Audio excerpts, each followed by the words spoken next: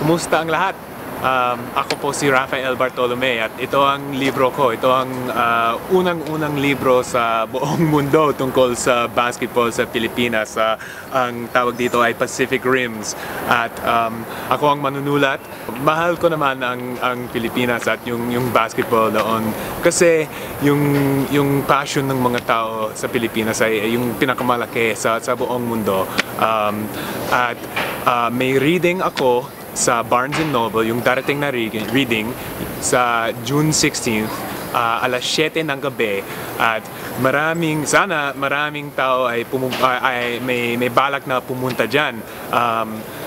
Siguro ang ilang dating manlalaro sa PBA, maraming Pilipino dito sa New York, mga iba't ibang manunulat dito sa city, at pagkatapos ng reading at book signing, pupunta tayo lahat sa Cafe 81. Ito ang parang pangalawang bahay ko to, kasi parang palagi kong dito.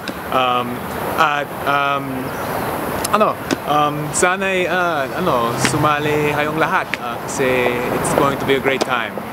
Thank you, maraming salamat sa inyong lahat.